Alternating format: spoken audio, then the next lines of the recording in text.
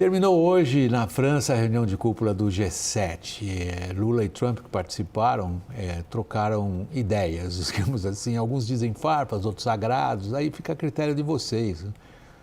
Em outro momento, microfones gravaram Lula dizendo, numa conversa informal, aquilo que para repórteres veteranos que cobrem Lula, como é meu caso, há mais de 40 anos, nunca foi uma surpresa. Ele dizendo que nunca foi de esquerda, confira. O Brasil rejeitou a maioria das declarações do G7. Como convidado, o país não decide sobre a elaboração, mas pode aderir ou não depois. Para a diplomacia brasileira, os textos, em geral, não abordaram questões essenciais para evitar atritos com os Estados Unidos, como o documento sobre minerais raros, considerado extrativista, além da declaração sobre o crescimento equilibrado, que deixou de fora o unilateralismo comercial americano na visão brasileira. Donald Trump e Lula se cruzaram rapidamente pelos corredores. O americano foi questionado se falou com Lula sobre tarifas e crime organizado. Confirmou a conversa, mas abordou preocupações sobre as eleições brasileiras numa resposta confusa. It's become a little rough country, right? Politically. It's been a little dangerous politically. I hear they arrested somebody that's running for office today. I found that out after we left. I just said goodbye to him, and I heard that they arrested the Bolsonaro Jr. He was doing well in the polls, and they arrested him because he made a statement in Texas. They play pretty tough, but nobody plays tougher than the United States. Look, our elections are totally rigged. We have rigged elections. Trump confundiu Flávio Bolsonaro, pré-candidato, com o irmão Eduardo, condenado nesta terça-feira a pena de 4 anos no Supremo Tribunal Federal por coação no processo da trama golpista. Eduardo vive nos Estados Unidos e não foi preso. Ainda no G7, Lula respondeu à declaração de Trump. Para mim, ele pode continuar gostando do Bolsonaro, do pai, do filho, do neto, não tem nenhum problema. É um problema dele. Afinal de contas, gosto não se discute. Agora, não se meta nas eleições do Brasil, porque as eleições do Brasil é um problema do Brasil. O brasileiro disse ainda que Trump age como imperador ao se referir às tarifas e à designação de facções brasileiras como terroristas. Em outro momento, uma conversa informal do presidente, captada por microfones, também ganhou repercussão. O brasileiro disse para a presidente do FMI, Kristalina Georgieva, e para o chanceler da Alemanha, Friedrich Merz, que nunca foi de esquerda. Que o mundo não é de esquerda, o mundo é do caminho do meio. But what do you think? When you became president first time, everybody expected to be the left. But you were. You were expected to be. Mas eu nunca fui. Eu nunca fui transvista. I was never elected. Mas essa era a imagem que eu tinha. Eu acho, a gente devia ter apresentado de outra maneira, assim, no boteco do G7. Aí tem várias mesas no boteco do G7. Às vezes uma ouve o que a outra está falando, e se cruzam ali, esbarram no garçom. Small talk. Big small talk. E aí cada um fala o que quer, mas vamos lá. O Trump embolou tudo. Ele confundiu os... E o Lula confundiu o resto do pessoal, porque você tem ali a diretora-gerente do FMI, uma búlgara, que nasceu ainda naquele outro regime, dizendo assim, mas espera aí, até aqui para mim você era de esquerda. E o Lula dizendo, não. Eu era ligado ao sindicato dos metalúrgicos alemães, o famoso IG Metall, que foi o maior sindicato do mundo ocidental até o fim da Guerra Fria, e que deu grande sustentação aos metalúrgicos no ABC, que era um pouco de vamos prosseguir a guerra contra as montadoras alemãs lá no Brasil, onde elas são fortes. Agora, você desenrola esse novelo de que jeito? Qual é a tua... O que você tira dessa conversa de bar? William, como você disse, a gente sabe isso há décadas, porque na primeira entrevista importante que o Lula deu, que foi a Playboy, deve ter sido em 1978, por aí. Eu tenho essa edição. 79. Eu tenho uma edição da Playboy com várias entrevistas importantes, essa tá lá. Era a desculpa que a gente dava, que comprava por causa da entrevista, mas enfim. Me note, mas já te interrompi. Tudo bem, Ana, desculpa, eu vou mentir. Todo mundo falava isso, por causa da entrevista. O G7 deu o tom do programa, não tem jeito. Mas aí perguntaram para ele, você é socialista? Ele respondeu, não, eu sou metalúrgico.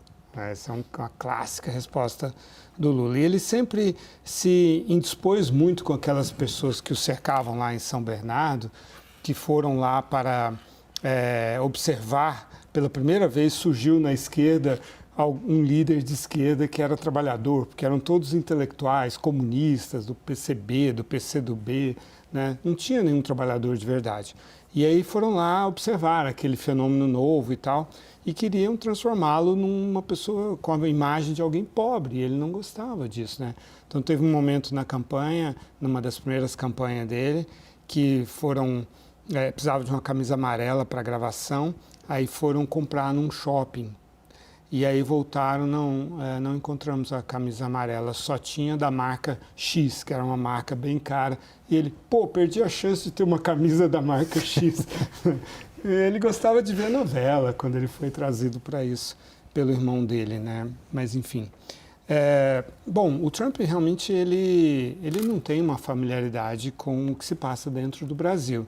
E você vê ali pela cara do Marco Rubio, né, que ele fez, tipo assim, foi o Marco Rubio que falou para o Trump, provavelmente, né, que um filho do Bolsonaro tinha uma ordem de prisão? Não, foi condenado. Ele foi condenado pelo STF. Foi condenado, a 4 anos de cadeia, mas agora tem vários ainda recursos ainda. E aí o Trump nem sabe que o Bolsonaro tem mais de um filho, quer dizer, ele não sabe os detalhes dessas coisas, né? Então ele se confundiu todo. Mas no encontro entre eles, quase um esbarrão ali, não um esbarrão, mas um encontro no corredor ali, que o ICL Notícias traz, o Jamil Chad, acho que foi quem fez a imagem, se não me engano, o Trump diz, "Are you okay?" Algo assim, né? "How are you?" Né? E o Trump e o Lula faz assim, aí o Trump fala, "Good job." Good job, isso é um elogio. Sim. Né? E aí depois o Trump fica um pouco chateado com a notícia do Bolsonaro Jr. Mas o que isso mostra é que, como eu tenho dito tantas vezes aqui, né, o Trump não está com nenhuma disposição negativa em relação ao Lula pessoalmente. Tarifas, designação de grupos terroristas são políticas do governo Trump, não é algo dirigido contra o presidente Lula. Eu acho assim, a questão do esquerdismo, o Lula, a fórmula, uma das receitas de sucesso do Lula, sucesso político eleitoral, é se eleger nas eleições com discurso de esquerda e governar com a direita, né? Se você for ver, todos os governos Lula e governos do PT, a direita está dentro do governo, quando não no núcleo decisório. José Alencar. Não, e agora inclusive, né? Tirando o PL do Bolsonaro, PP, União Brasil, PSD do Kassab, está todo mundo. PP do Ciro Nogueira, União Brasil do Rueda, está todo mundo no governo, mas ele consegue angariar ali no entorno dele o ideário de esquerda, e acho que de fato em diversas políticas sim, é aplicada na economia, por exemplo, em política social, por exemplo, tem sim esquerdismo em políticas públicas nos governos do PT. E na política externa? Sim, na política externa, segurança pública, você consegue identificar, sim, mas não por ele, mas pelo conjunto de forças que ele consegue agregar consigo. E na eleição isso cai muito bem, um discurso num país como o Brasil, né, a maioria das pessoas não tem recursos, um discurso à esquerda durante a campanha eleitoral soa muito bem e cai muito bem, né? Tanto que nesse século ganhou 5 de 6, Partido dos Trabalhadores. Agora, eu acho que o esquerdismo do Lula naquela época, eu lembro, em 89, cobri a eleição de 89, vem muito mais do braço católico, teologia da libertação, Frei Beto, Leonardo Boff, e Dom Paulo Evaristo Arnes, mas Dom Paulo Evaristo Arnes numa outra posição, que realmente foi uma das autoridades morais do Brasil naquela época, é o Dom Paulo. Sim. Mas vem muito mais dessa vertente. O Papa via o Lula como um perigoso comunista. E os intelectuais queriam dele um líder da verdadeira revolução proletária. E ele sempre deu uma banana, bom português, para tudo isso daí.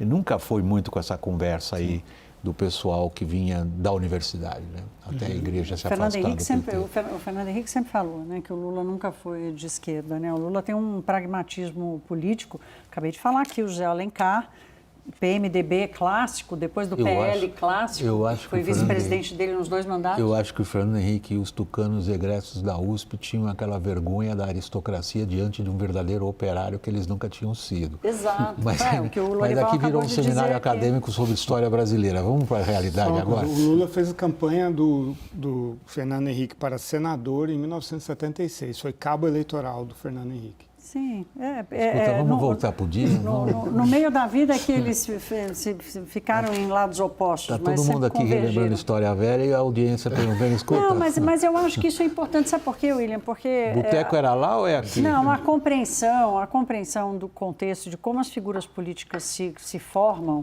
eu acho que é muito importante para que as pessoas consigam fazer, até as gerações mais novas, consigam botar um peso correto sobre as coisas do Lula, entende? Isso porque você está acreditando que no Brasil seja possível dizer o que é esquerda e o que é direita do ponto de vista ideológico. Mas era o meu próximo ponto. Eu vou dizer, o Lula diz que não é...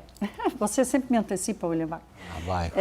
O Lula dizer que não é esquerdista para a Georgieva, do FMI, ou para o Merz, da Alemanha...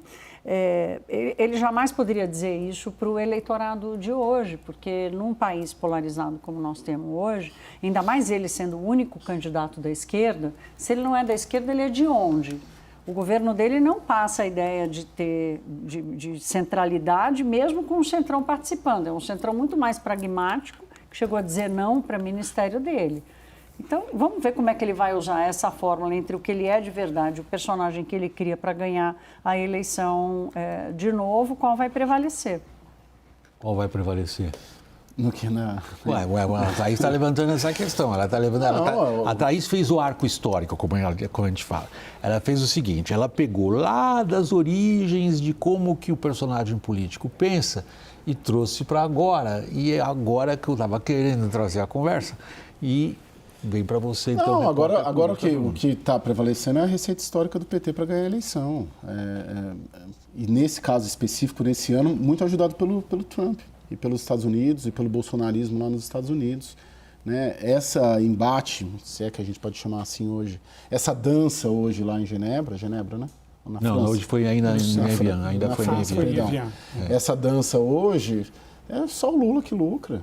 É só o Lula que ganha. E aí o Trump vai falar, não sabe nem o nome do candidato. É Bolsonaro Júnior. Não existe Bolsonaro Júnior. Quem que é Bolsonaro Júnior?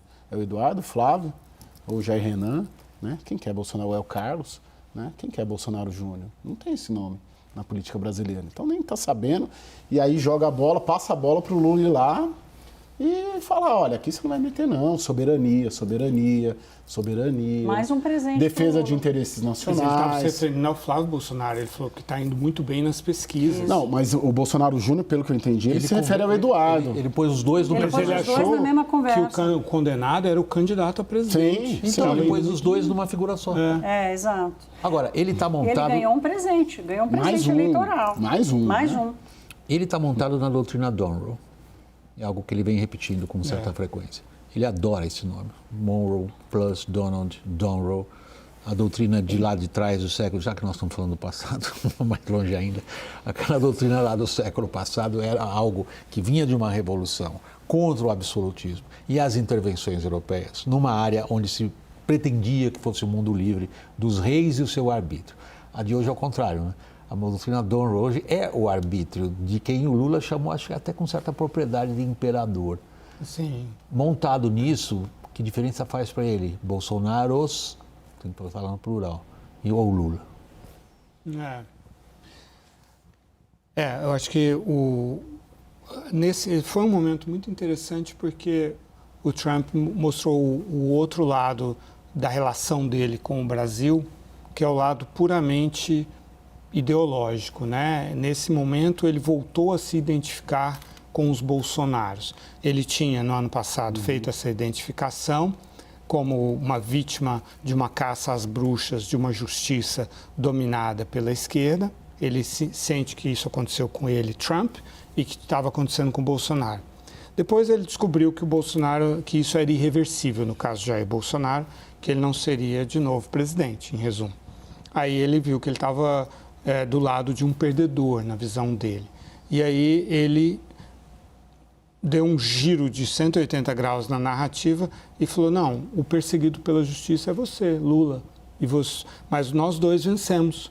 A gente foi perseguido pela justiça. Quantos dias você ficou preso? 500? Nossa, mas agora nós estamos aqui, somos presidentes, somos os vencedores. Então ele se identificou ali com o Lula.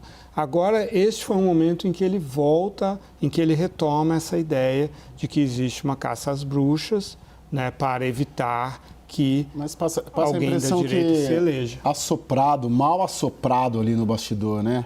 Tipo, presidente, Mr. President, vai lá, fala ao filho do Bolsonaro sano, e aí amarra, mistura o julgamento de ontem do Supremo do Eduardo com a situação do Flávio, que é candidato.